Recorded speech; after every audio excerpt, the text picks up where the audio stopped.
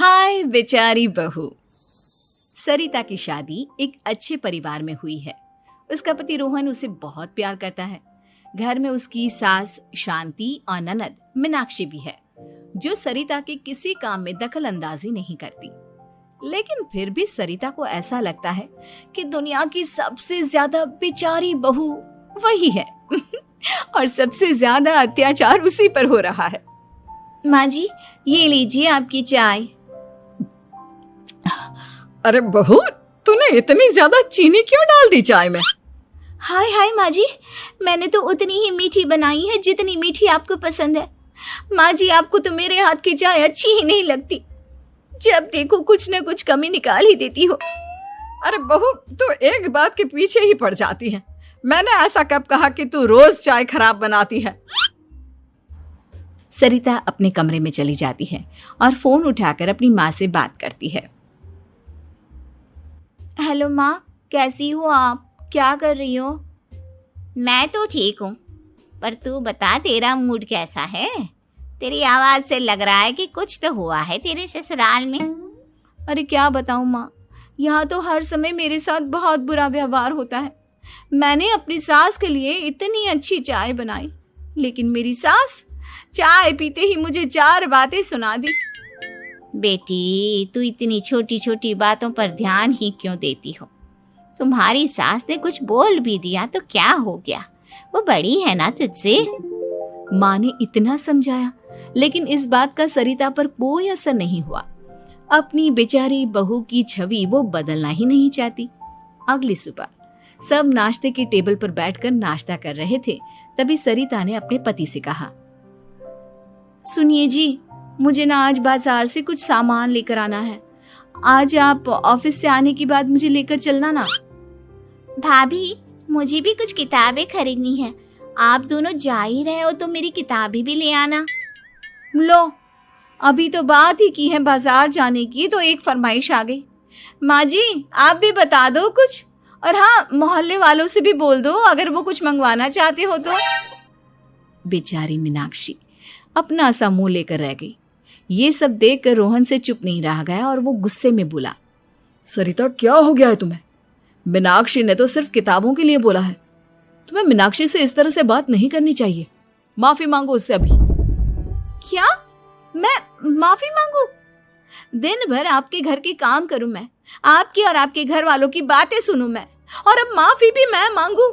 ऐसा कभी नहीं हो सकता। ये बोलकर सरिता वहां से चली जाती है। एक दिन उनकी पड़ोसन घर आती है।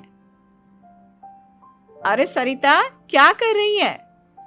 और क्या करूंगी भाभी जी, बस घर का काम ही कर रही हूँ। आप बताओ कैसे आना हुआ?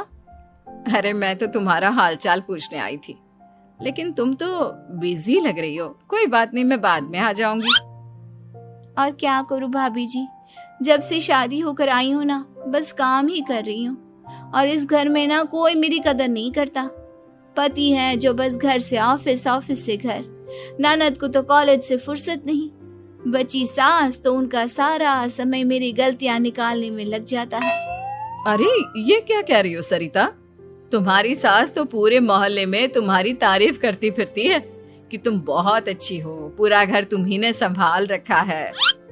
हाँ तो क्या हुआ, इसमें गलत क्या कहती है? सच्ची तो कहती है। मेरी मर्जी के बिना इस घर का पत्ता भी नहीं हिलता। शाम को जब रोहन घर आया तो उसने सबसे कहा, कल हम सबको मौसी जी के घर जाना है, उनकी बेटी की शादी है। सब अपनी अपनी पैकिंग कर लो, सुबह होते ही निकल जाएंगे। और सरिता, तुम कान खोलकर सुन लो, वहां जाकर किसी की बुराई भलाई शुरू मत कर देना, नहीं तो मुझसे बुरा कोई नहीं होगा। हाय हाय जी, आप तो ऐसे कह रहे हो जैसे मैं सुबह शाम सबकी बुराई करती फिरती हूँ। आज तक कोई कह नहीं सकता कि मैंने किसी के पीठ पीछे किसी के बारे में कोई बुरी बात बोली हो तो। अरे बस बहू, बात को और ज्यादा आगे मत बढ़ा। हमें सब पता है तू हमारे साथ क्या व्यवहार करती है।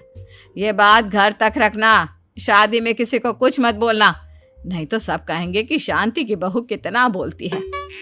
हाँ हाँ, सब कुछ तो मैं ही बोलती हूँ ना। आप लोग तो हर समय फूलों की बारिश करते रहते हो मेरे ऊपर। सारी गलती मेरी है जो मैं इस घर में आई। सबका कितना ध्यान रखती हूँ, लेकिन फिर भी मेरी तो आप लोगों की नजर में कोई कदर ही नहीं है।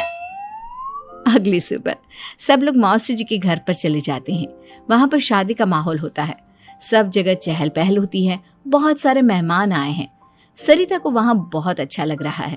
वो अपने मन में सोचती है, यहाँ कितना अच्छा लग रहा है, कितनी रौनक है। मैं यहाँ किसी से ज्यादा बात नहीं करूंगी। अगर मेरे मुंह से कुछ ऐसा वैसा निकल गया तो रोहन जी तो मुझसे गुस्सा हो जाएंगी। सरिता ये सब सोच ही रही थी कि वहां रोहन की कजिन साक्षी आ गई और सरिता से बोली, आप सरिता भाभी हो ना? जितना आपके बारे में सुना था आप तो उससे भी ज्यादा सुंदर हो।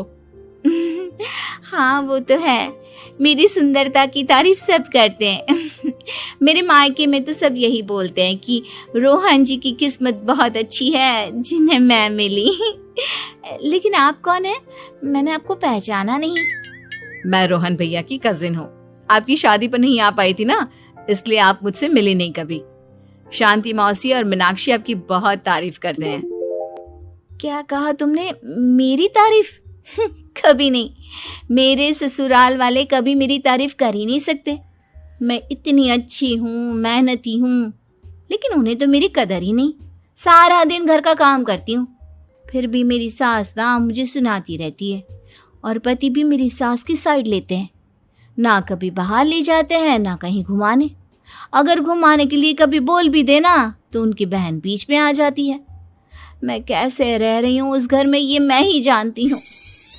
सरिता की ये बातें सुनकर साक्षी को बड़ी हैरानी हुई।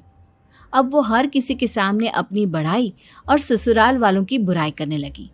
रोहन और शांति को सरिता पर बहुत गुस्सा आया, लेकिन वो चुप रहे। अगले दिन जब वो अपने घर पर आए, सरिता, तुमने क्यों सबके सामने मेरी इज्जत का तमाशा बनाया? तुमसे बोला था ना कि चुप रहना। अजी ऐसा भी क्या कह दिया मैंने जो इतना भड़क रहे हो?